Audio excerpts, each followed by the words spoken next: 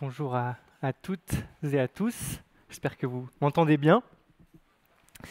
Et j'aimerais simplement commencer par vous poser une question. Je ne sais pas si... Hop. Qu'est-ce que vous feriez si vous vouliez témoigner votre hospitalité à quelqu'un? Qu'est-ce qu'une famille fait pour passer de bons moments ensemble et graver des souvenirs qui restent toute la vie? Qu'est-ce qu'une église pourrait faire pour vivre et faire grandir les relations entre ses membres? Un repas ensemble, par exemple. Et c'est exactement ce qu'on va faire juste après ce temps de culte. Partager un repas avec quelqu'un, c'est quelque chose d'intime. N'importe qui n'est pas invité à la table lors du repas de famille. Mais sommes-nous capables de partager un repas avec tout le monde? Dans notre monde, nous expérimentons bien assez la réalité que nous ne sommes pas en mesure d'avoir une relation familiale et proche avec certaines personnes.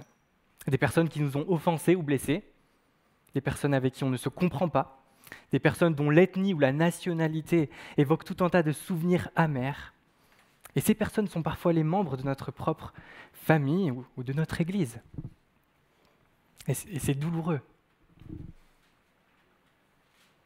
Le repas, symbole de communion, n'est pas possible avec tout le monde. Voilà le constat qu'on fait souvent. Et tous les jours dans l'actualité, quand on entend parler de nations qui se haïssent, tous les jours dans nos familles, quand on entend parler de conflits, d'héritage, de trahison, de malentendus, de désaccords profonds, tous les jours dans l'Église, quand on vit la friction relationnelle, eh bien on fait ce même constat. Notre réalité est marquée par la division. Et cette division est le reflet d'une division encore plus grande et plus importante. C'est notre division d'avec Dieu. Pensez à ce repas que vous ne pourriez pas prendre avec cette personne qui vous a tant offensé. Eh bien, nous sommes coupables, et nous l'avons rappelé ce matin, d'une offense infinie envers le Dieu saint, parce que nous ne vivons pas sous son autorité, mais nous vivons comme nous l'entendons. Et le but de Dieu pour nous, c'est que nous passions l'éternité en sa présence, autour d'un festin, d'un repas qu'il nous prépare, symbole de la communion totale qui deviendra possible.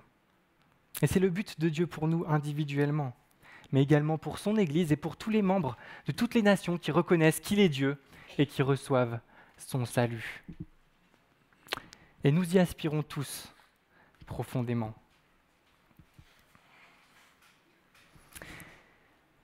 Et nous allons voir maintenant ce qu'enseigne le passage de la Bible qui va nous occuper ce matin à ce sujet. Et ce passage se trouve en Exode, chapitre 18. Et je vous invite à ouvrir votre Bible ou les Bibles qui sont dans vos bancs pour lire ensemble ce passage. Exode, chapitre 18. Pour ceux qui ont une Bible blanche comme la mienne, c'est à la page 52. Et c'est le grand numéro 18.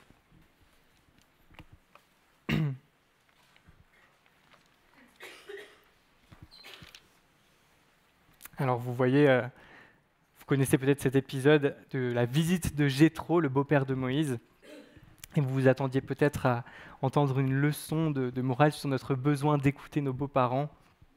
Mais rassurez-vous, ce ne sera pas le cas, bien que souvent ils puissent être de bons conseils, mais ça n'est pas tout à fait l'enseignement principal de ce chapitre de l'Exode.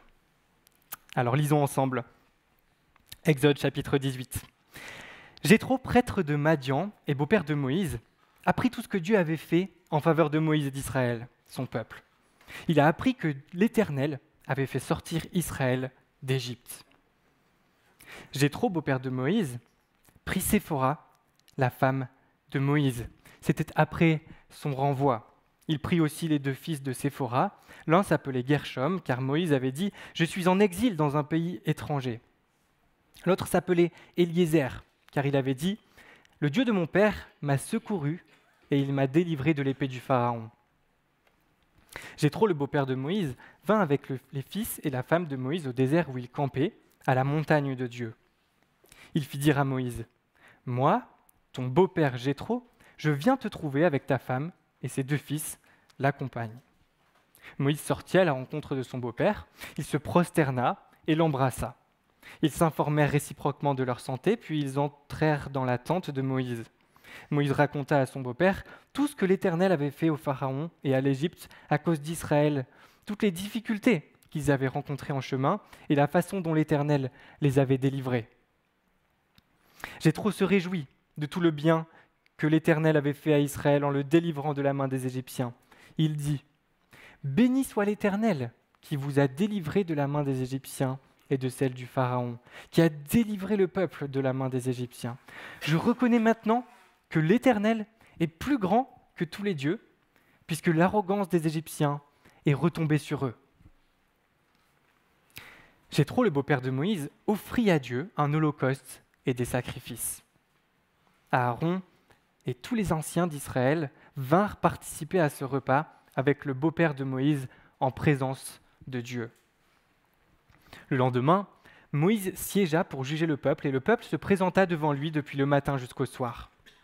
Le beau-père de Moïse vit tout ce qu'il faisait pour le peuple et dit « Que fais-tu là pour ce peuple? Pourquoi sièges-tu tout seul? Et pourquoi tout le peuple se présente-t-il devant toi depuis le matin jusqu'au soir ?» Moïse répondit à son beau-père « C'est que le peuple vient vers moi pour consulter Dieu. Quand ils ont une affaire, ils viennent vers moi. Je juge entre les parties et je fais connaître les prescriptions de Dieu et ses lois. » Le beau-père de Moïse lui dit « Ce que tu fais n'est pas bien. Tu vas t'épuiser toi-même et tu vas épuiser ce peuple qui est avec toi. En effet, la tâche est trop lourde pour toi, tu ne pourras pas la mener à bien tout seul. Maintenant, écoute-moi. Je vais te donner un conseil et que Dieu soit avec toi. Sois le représentant du peuple auprès de Dieu et porte les affaires devant Dieu. Enseigne-leur les prescriptions et les lois, fais-leur connaître le chemin qu'ils doivent suivre et ce qu'ils doivent faire. Choisis parmi tout le peuple des hommes capables, qui craignent Dieu, des hommes intègres, ennemis du gain malhonnête. Établis-les sur eux comme chefs de milliers, de centaines, de cinquantaines et de dizaines. Ce sont eux qui jugeront le peuple de manière permanente. Ils porteront devant toi toutes les affaires importantes et jugeront eux-mêmes les petites causes. Allège ta charge et qu'ils la portent avec toi. Si tu fais cela et que Dieu te l'ordonne, tu pourras tenir bon et tout ce peuple parviendra en paix à sa destination. » Moïse écouta son beau-père et fit tout ce qu'il avait dit. Moïse choisit parmi tout Israël des hommes capables et les établit chefs du peuple, chefs de milliers, de centaines, de cinquantaines et de dizaines. Ils jugeaient le peuple de manière permanente. Ils portaient devant Moïse des affaires difficiles et jugeaient eux-mêmes toutes les petites causes. Moïse laissa partir son beau-père et Jéthro retourna dans son pays. Jusqu'ici, la lecture de la parole du Seigneur. Alors nous étions au milieu d'une histoire trépidante, pleine de rebondissements, de grandes délivrances, de miracles, de batailles épiques. Et là, on assiste juste pendant un chapitre à une petite réunion de famille. Qu'est-ce que cette histoire vient faire là? Eh bien en fait, ce chapitre joue un rôle important dans le livre de l'Exode. Il joue un rôle charnière entre 2 des 3 parties qui composent l'Exode.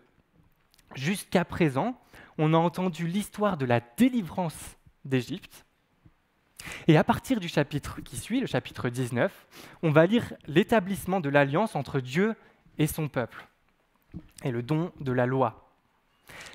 Et le chapitre 18, nous parle de ces 2 grands thèmes au sein d'un même épisode, qui est la rencontre entre Jéthro et Moïse.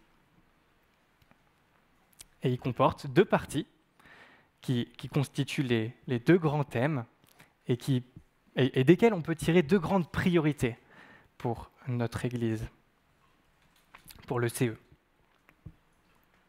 Alors la première partie du chapitre, les versets 1 à 11, nous donne le but de Dieu pour l'humanité. Un commentateur dit la chose suivante: ce chapitre souligne l'importance des nations dans le grand plan de Dieu. Dans quel but Dieu a-t-il sauvé? Quelle est la raison d'être du peuple de Dieu? Que les nations viennent adorer l'Éternel. Alors comment est-ce qu'on voit ça dans le texte de cette rencontre de famille? Eh bien, si vous ne l'avez pas vu à première lecture, je vous rassure, parce que c'était le cas pour moi aussi, mais regardons ensemble le parallèle qui est dressé entre le texte que nous venons de lire et la fin du chapitre précédent, la fin d'Exode 17. Et vous allez voir, ça prend son sens. On ne va pas voir ça en détail, mais j'ai fait un petit tableau pour nous aider à mieux comprendre. En fait, le narrateur, l'auteur de ce livre de l'Exode, a mis ces deux histoires côte à côte, en parallèle, pour nous faire comprendre quelque chose. Et vous voyez que, en fait, entre cette bataille avec les Amalécites, je pense que vous vous souvenez la semaine dernière, et cette rencontre avec Jéthro, eh bien, il y a des motifs qui sont similaires et qui sont mis en symétrie, en quelque sorte. D'un côté, il y a les Amalécites qui viennent trouver le peuple d'Israël pour les combattre. De l'autre côté, il y a Jéthro, le non-juif, le prêtre de Madian, qui vient trouver Moïse. D'un côté, Moïse est appelé à choisir des hommes. C'est le cas en Exode 18. D'un côté, Moïse s'assoit le lendemain pour, vous savez, tenir le bâton de Dieu pour la victoire. De l'autre, il s'assoit pour juger le peuple. Le lendemain, ça dure du matin au soir. Ça dure du matin au soir. Moïse s'épuise, il n'arrive plus à tenir. Donc il y a des hommes qui viennent l'aider pour lui tenir ses bras en l'air. Il a besoin d'aide. C'est le cas également en Exode 18. Moïse s'épuise, la charge est trop lourde. Il a besoin d'aide. Et dans le premier cas, avec cette guerre contre les Amalécites, cette nation qui vient contre Israël est jugée.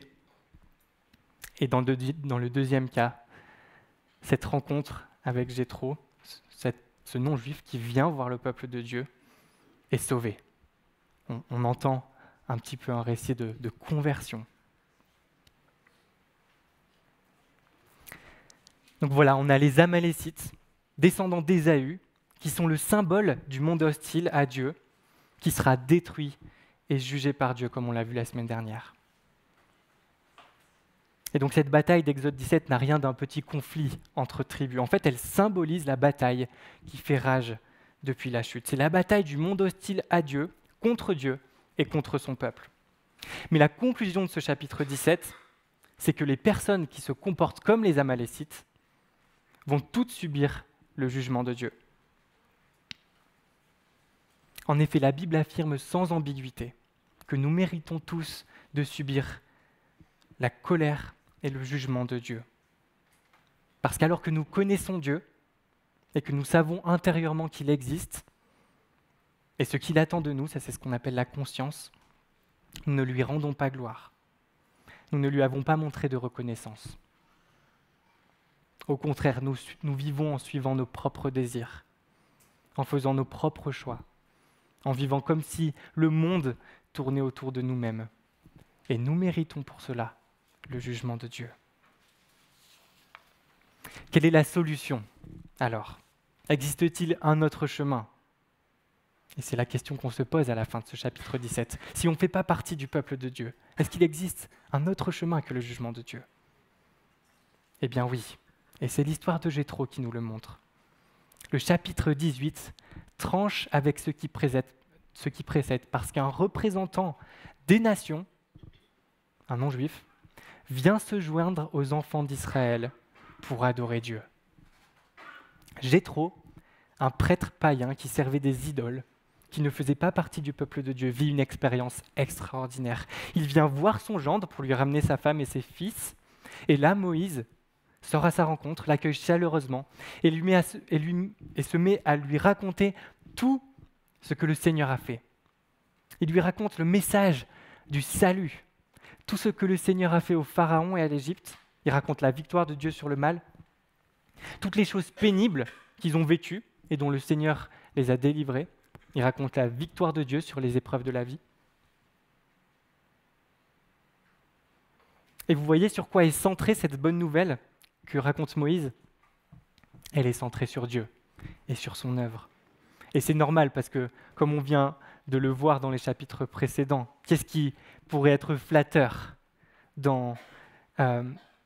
pour le peuple? Qu'avait contribué le peuple à sa délivrance? Ils n'ont fait soit que se plaindre, soit rester passifs et regarder Dieu en train de les délivrer. Ainsi, l'histoire que Moïse raconte à Jéthro ne raconte pas comment les Israélites ont retrouvé le chemin de Dieu. Il s'agit plutôt d'une histoire sur la façon dont Dieu est descendu et les a sauvés. Mais est-ce que son témoignage n'avait rien de personnel pour autant? Bien sûr que si. Moïse raconte à Jéthro ce qui s'est passé dans sa vie et dans celle du peuple. Mais rien de tout cela n'était de leur fait. L'Exode, c'est tout ce que Dieu a fait afin que Dieu seul reçoive toute la gloire. Et vous voyez ce que produit cette bonne nouvelle centrée sur Dieu chez Jéthro? Versets 9 à 12 de notre chapitre. Jéthro est rempli de joie. Il bénit le Seigneur. Il reconnaît sa supériorité sur tous les dieux. Et il fait des sacrifices en l'honneur de Dieu. C'est l'expérience de la conversion, n'est-ce pas? Quand on entend cette bonne nouvelle du salut et qu'elle nous touche, on est d'un coup rempli de joie. On se met à louer Dieu. On se met à le vouloir à la première place dans notre vie. Et on s'offre entièrement à son service, comme un sacrifice de louange à Dieu. Alors quel principe peut-on retirer de cette évangélisation de Moïse? Eh bien nous aussi, nous avons une histoire similaire à raconter si nous sommes chrétiens ce matin. Car notre salut est également basé sur ce que Dieu a fait dans l'histoire humaine. L'histoire commence par notre asservissement au péché, mais après de longs siècles de captivité, Dieu a envoyé un sauveur pour nous délivrer. C'est son Fils Jésus qui nous a sauvés par sa mort sur la croix. La Bible dit que Dieu le Fils s'est fait homme, afin que par sa mort, il détruise celui qui détient le pouvoir de la mort, c'est-à-dire le diable, et qui libère ceux qui toute leur vie ont été tenus en esclavage par la crainte de la mort. C'est notre traversée de la mer Rouge. La crucifixion et avec elle la résurrection nous a fait passer de la mort à la vie, de la servitude à la liberté. Mais ce n'est pas la fin de l'histoire. Maintenant, nous vivons pour le Christ. Nous le suivons à travers une sorte de désert qui est plus ou moins tangible en fonction des périodes de la vie qu'on traverse, des saisons de la vie. Mais en marchant sur ce chemin de pèlerinage, nous avons une histoire à raconter sur la façon dont Dieu pourvoit à nos besoins et nous délivre de tous nos ennemis, malgré notre rébellion permanente. Un témoignage chrétien est toujours personnel. Mon propre témoignage, c'est l'histoire de ce que Dieu a fait dans ma vie pour m'amener à la connaissance salvatrice de Jésus-Christ. Mais le plus important, c'est de s'assurer que mon témoignage est centré sur Dieu. Mon témoignage ne raconte pas comment j'ai trouvé mon chemin vers Dieu, mais comment Dieu m'a attiré vers lui. Il se concentre tout d'abord sur ce que Dieu a fait en Christ, notamment à travers la croix. Voici une première application en ce qui concerne notre témoignage et la manière dont on parle autour de nous de ce beau message du salut. Mais ce texte nous encourage aussi à nous saisir de cette mission que nous avons de proclamer le message du salut en Christ. Chacun de nous est appelé à faire tout ce qui est en son pouvoir pour répandre cette parole afin que toutes les nations, à l'exemple de Jéthro, viennent adorer Dieu. Chers amis, si nous croyons qu'il y a un ciel et un enfer, si nous croyons que des gens pourraient aller en enfer et ne pas atteindre la vie éternelle, et si nous nous disons qu'il ne vaut pas tellement la peine d'en parler, pour la seule raison que sur le plan social, ça nous ferait passer pour des rabat-joie ou des fous, je crois qu'il y a un problème dans notre compréhension de la valeur de l'Évangile et de l'urgence de l'annoncer autour de nous.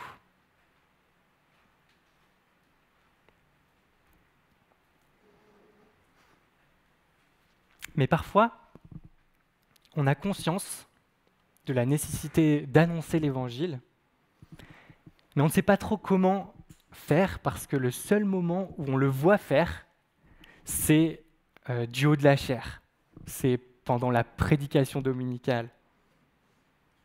Et c'est un mode de communication de l'Évangile qui ne se prête pas à toutes les circonstances, vous êtes bien d'accord avec ça? Et aussi, c'est un mode de communication de l'Évangile avec lequel on n'est pas du tout tous à l'aise. Alors j'aimerais juste donner quelques pistes. D'abord, faisons simplement comme Moïse. Combien de nous avons un membre de notre famille, que ce soit notre beau-père ou un autre, qui n'est pas encore disciple de Jésus? Racontons-lui. Et persévérons. Moïse a vécu 40 ans chez son beau-père, et ce n'est qu'après ces 40 ans que son beau-père a enfin reçu cette bonne nouvelle pour lui-même. Et quand ça fait depuis toujours qu'un membre de notre famille n'est pas en Christ, on peut finir par s'en accommoder. Mais nous devons persévérer. Et c'est un encouragement qu'on trouve dans ce texte. Et ça m'a repris personnellement parce qu'il y a des membres de ma famille qui ne croient pas. Mais ça fait tellement longtemps. Ça fait même depuis avant ma naissance. Et ils ont entendu tellement de fois ce message que personnellement, je finis par m'en accommoder bien souvent. Mais ça n'est pas ce qu'a fait Moïse. Et c'est encourageant parce que ça a porté du fruit. Au bout de longues années, certes, mais son beau-père a reconnu un jour que l'Éternel est supérieur à tous les autres dieux et s'est mis à l'adorer.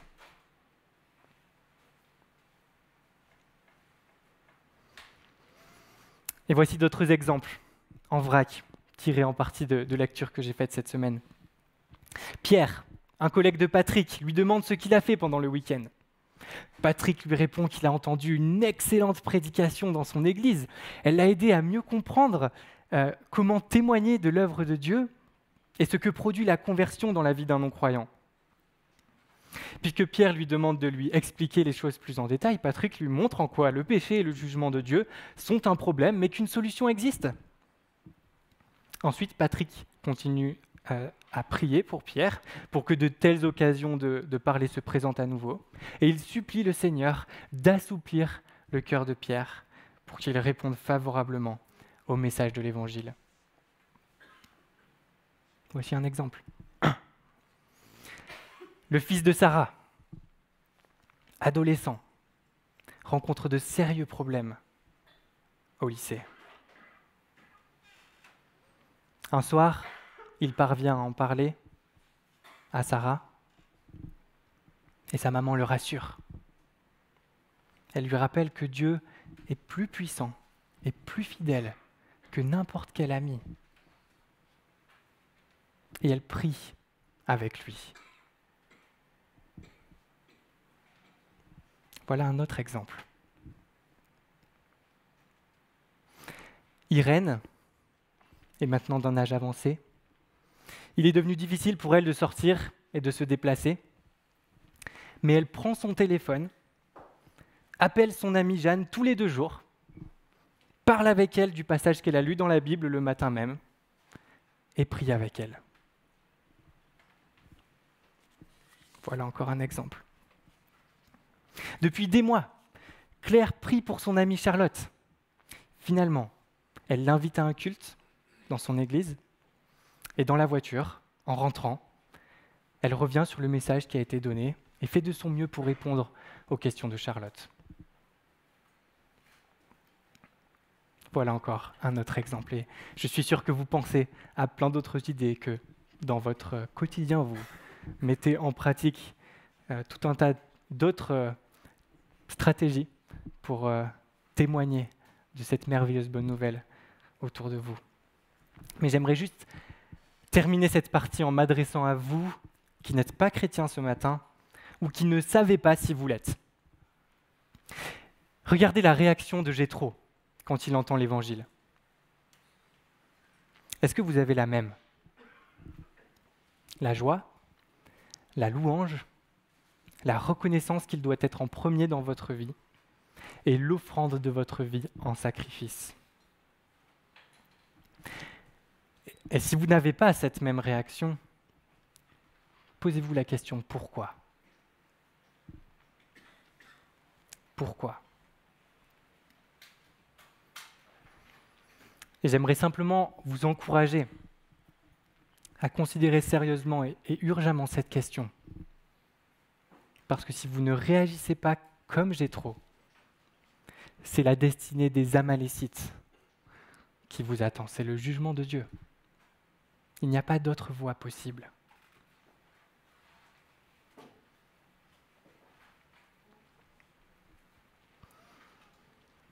On a donc vu que le but de Dieu pour l'humanité, c'est d'être réunis au peuple de Dieu par le témoignage de ses enfants.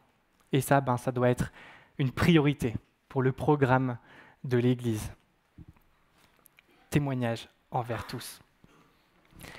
Maintenant, on va voir plus rapidement le but de Dieu pour son peuple.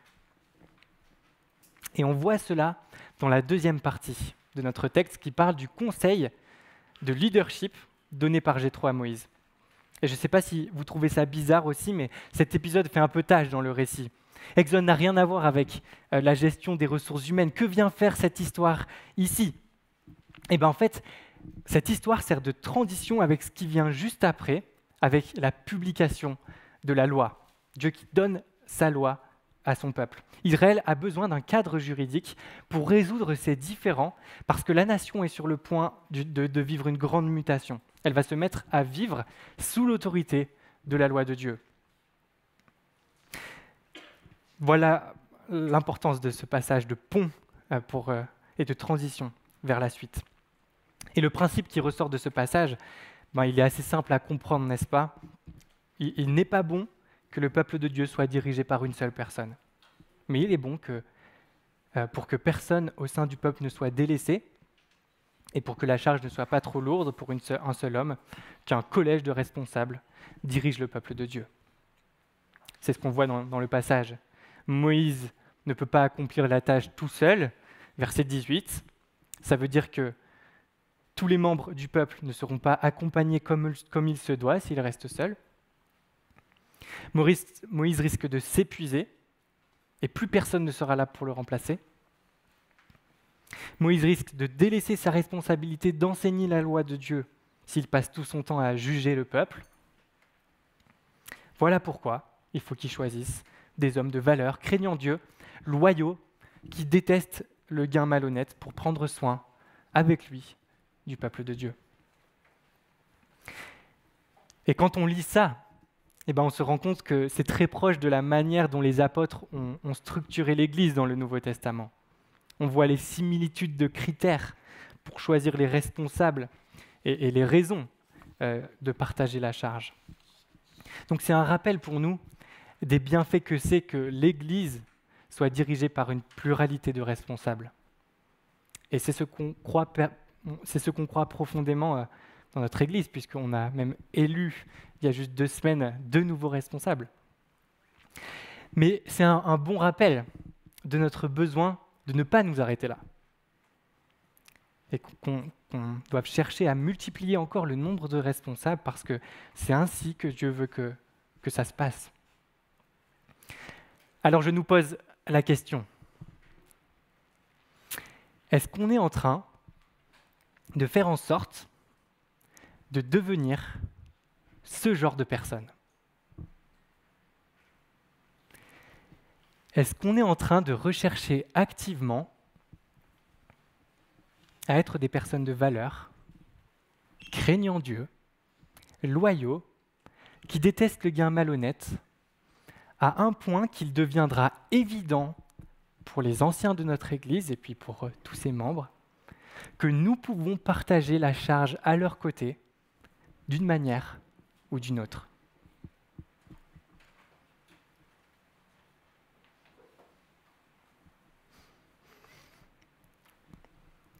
Et j'aimerais vous poser une autre question, à vous qui êtes en position de responsabilité dans l'Église. Est-ce que vous êtes ces personnes de valeur, craignant Dieu, loyaux, qui détestent le gain malhonnête, ou est-ce que vous vous sentez repris par l'un ou l'autre des critères de cette liste? Et si je pose la question, ce n'est pas parce que je pense que vous ne l'êtes pas, mais les leaders sont dans une position de vulnérabilité. C'est une réalité et doivent redoubler d'attention. Alors que le Seigneur vous garde nos responsables.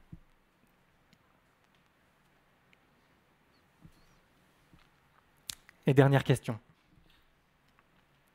Est-ce que si on reconnaît le bien fondé que l'Église a d'avoir de nombreux responsables à sa tête, est-ce qu'on se soumet joyeusement à nos responsables? Hébreux 13, verset 17 nous dit « Obéissez à vos chefs et soumettez-vous à leur autorité. Ils veillent sur vous comme des hommes qui doivent rendre des comptes. Obéissez-leur, afin que leur travail soit une joie et non un fardeau, car cela ne vous sera d'aucune utilité. » Obéis et soumets-toi. Ça veut dire ce que ça veut dire. On doit avoir un cœur réceptif à ce que nos responsables nous enseignent et nous conseillent. Et se soumettre, eh bien, c'est céder. Notre tendance naturelle à résister à l'autorité, surtout lorsque nous ne sommes pas d'accord, eh bien, c'est ce qui caractérise souvent notre attitude vis-à-vis de nos responsables. Mais Dieu nous appelle à renoncer à suivre à nos propres voies, en choisissant plutôt de nous placer sous la direction de nos chefs spirituels. Et la Bible nous ordonne également de les aimer. Paul lance l'appel suivant aux Thessaloniciens. « Nous vous demandons, frères, de respecter ceux qui travaillent dur parmi vous, ceux qui sont à votre tête. » Et on se rend compte parfois qu'il est plus facile de critiquer l'Église que d'obéir à ses responsables. Les anciens sont tout aussi déchus que n'importe qui d'autre et ils ont tous les défauts qui sont les mêmes que le reste de l'humanité. Mais Dieu nous demande de leur obéir, de nous y soumettre et de les aimer. Bien sûr, pas aveuglément. S'il nous demande de faire quelque chose de contraire à la parole, prenons garde. Et il y a parfois, c'est une réalité, et peut-être que vous l'avez vécu dans certains contextes, il y a parfois des abus de toutes sortes. Mais on a là le principe de base, quand les bonnes personnes sont choisies comme responsables. Et nous devons y faire attention.